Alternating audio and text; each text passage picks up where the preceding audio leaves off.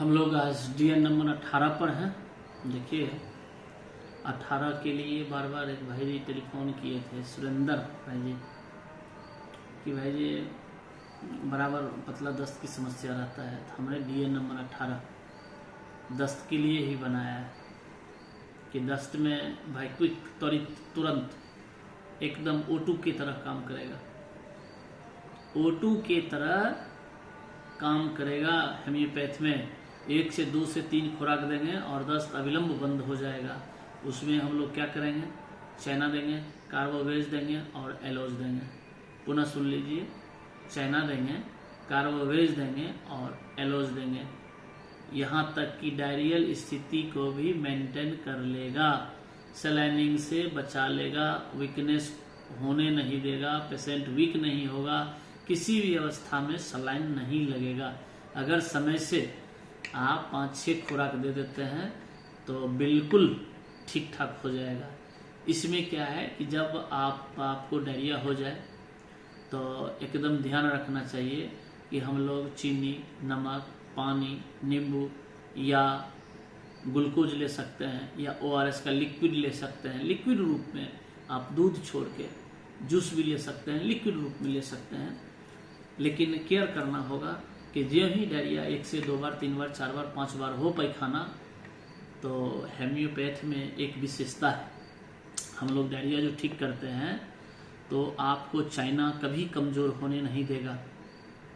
पेट की गड़गड़ाहट को आपको कार्बोवेज बिल्कुल ठीक कर देगा और धाराशाही जो एकदम पिचकारी के तरह एकदम पतला, जो ढेर सारा पैखाना होता है, आपको एलोज रोक के रखेगा। 1 डोज पोडोफाइलम देने के बाद डायरिया 90% डायरिया क्योर कर लेता है, आपको सलाइनिंग से बचा लेगा।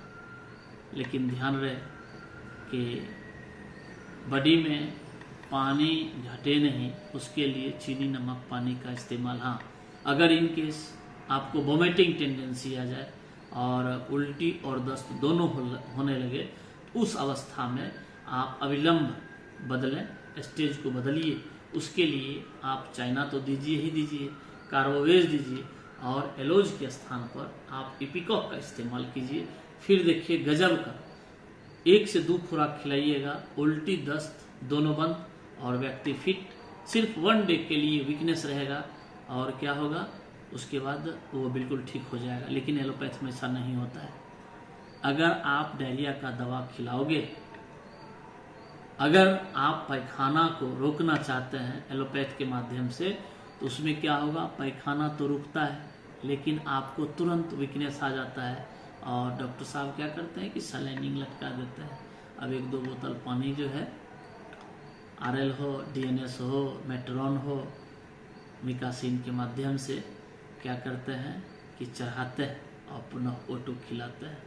लेकिन आप वीकनेस को एलोपैथ दूर नहीं कर सकता है, उसके लिए पुनः आपको एक्स्ट्रा दवा खाना होगा। लेकिन हेम्योपैथ में ऐसा कुछ नहीं है। हेम्योपैथ में 1, 2, 5, 10 पैखाना से कुछ नहीं होगा।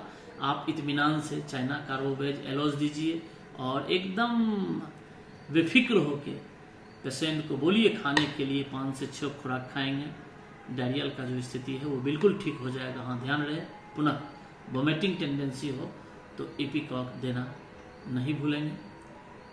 इससे क्या होगा कि डायरिया भोजन के कारण हो, गैस के कारण हो, डायरेक्ट जो डायरियल का मूवमेंट बनता है प्रकृति में, हवा के माध्यम से फैलता है, किसी के कारण से हो डायरिया, जागरण के कारण से डायरिया हो सकता है, गैस के कारण से हो सकता है, अपच के कारण से हो सकता है, आपके हेवी भोजन के कारण से हो सकता है, फल के कारण से हो सकता है, आप दूध के कारण से हो सकता है। ढेरों कारण है डायरिया होने का।